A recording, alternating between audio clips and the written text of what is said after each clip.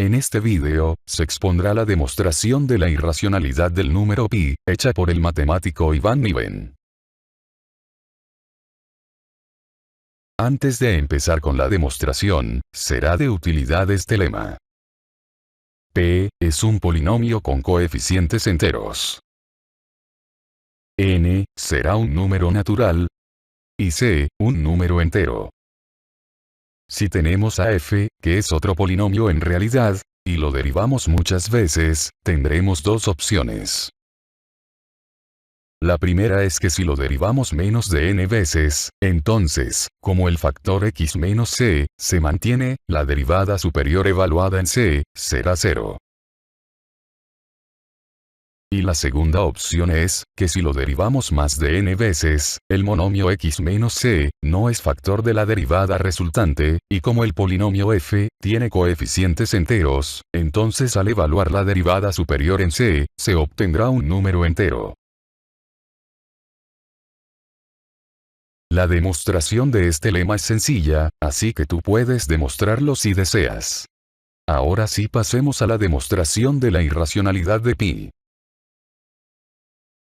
Para la demostración utilizaremos el método reducción al absurdo. O sea que vamos a suponer que pi es un número racional.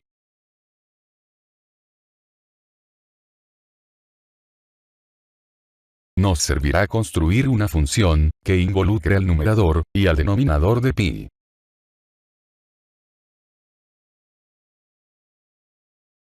Se preguntarán, ¿y para qué construimos esta función? Pues nos servirá para calcular esta integral. El valor de esta integral va a decidir si pi es un número racional o no. Pero eso lo veremos más adelante. Ahora centrémonos en las propiedades de esta función. Abreviemos este binomio con p de x. Entonces tenemos a la función f en forma compacta. Luego miremos el numerador, es la función del cual se menciona en el lema. Cuando derivamos esta función varias veces, y lo evaluamos en 0, esta nos arrojará un número entero, que es múltiplo de n factorial.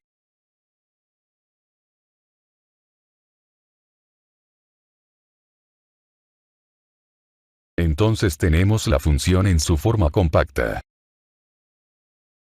Derivamos a f, aprovechando la linealidad de la derivada.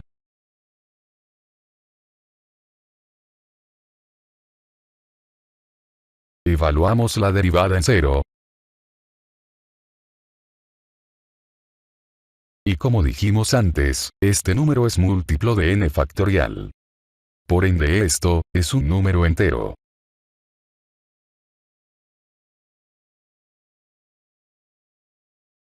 Ahora sí, calculemos esta integral. Para calcularla, definamos una función g, que sea la suma alternada de las derivadas pares de f.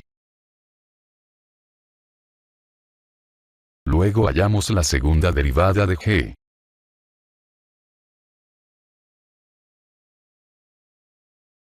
Como f es un polinomio de grado 2n, entonces esta derivada se anula. Por ende esta es la segunda derivada de g.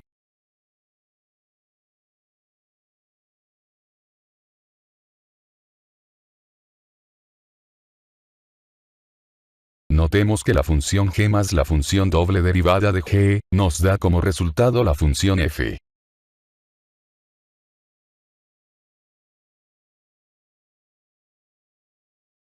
Entonces reemplazamos tal suma en f.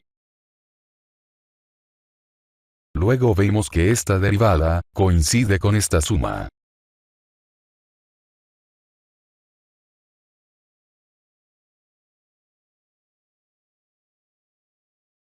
Entonces esto, es la primitiva de esta integral.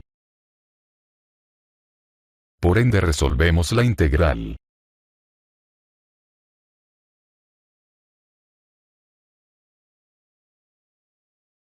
Que al evaluarla, tenemos que es igual a la suma de g de pi, más g de 0. Notemos que f de x, es igual a, f de pi menos x. que por regla de la cadena de la derivación tenemos esta identidad. En particular nos interesan las derivadas pares, ya que la función g está compuesta por derivadas pares de la función f.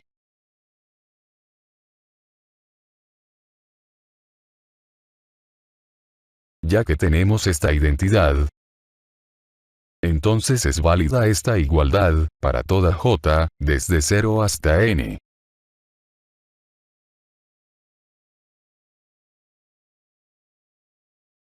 Recordemos que g es la suma alternada de las derivadas pares de f. Entonces si evaluamos a la función g, en pi, deducimos que es igual a g de 0.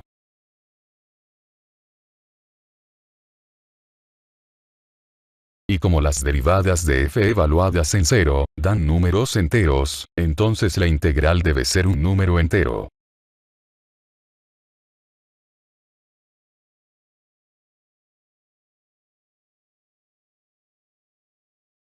Ahora recordemos a la función f, esa que escribimos al inicio. Como pi es la fracción a entre b, entonces podemos escribir a la función f de esta forma.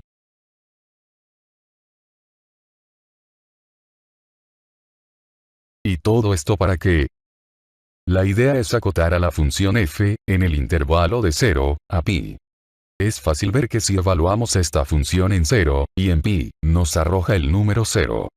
Y como esta función es positiva en el susodicho intervalo, entonces necesitaremos hallar el punto de máximo.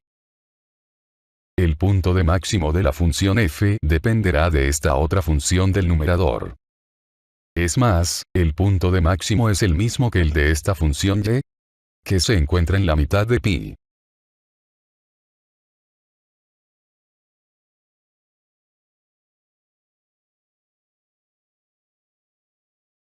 Entonces, cuando x se encuentra en el segmento de 0 a pi, la función f está acotada entre 0 y f de pi entre 2. Evaluamos pi entre 2 aquí, y al fin, tenemos acotada a la función f sobre este intervalo.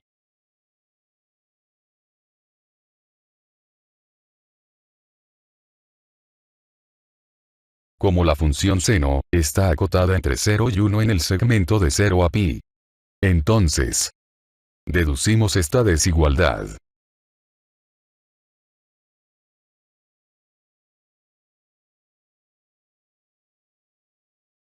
Como la función en el integrando es positiva, para n fijo en el segmento de 0 a pi, salvo en los extremos, además, como la integral representa el área bajo esta función, entonces, esta integral es positiva.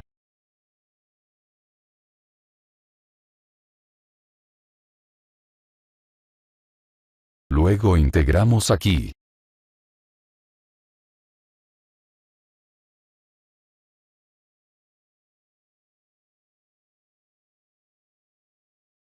Y por fin, hemos acotado a la integral en el segmento de 0 a pi.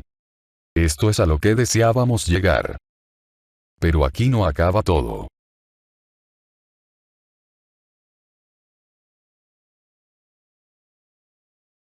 Antes de continuar, necesitaremos usar otro teorema concerniente a las series. Si una serie es convergente, entonces la sucesión converge a 0. O sea que a medida que n crece, los valores de esta función se hacen más pequeños. Este teorema lo vamos a usar aquí,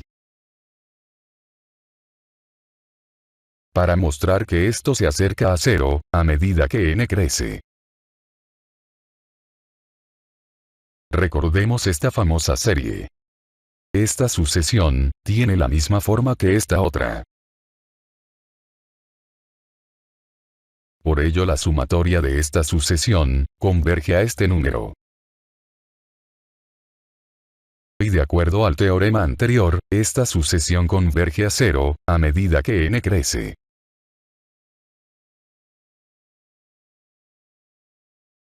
Ya que esta sucesión tiende a 0, entonces podemos elegir ciertos n's, de forma que esta fracción sea menor que 1.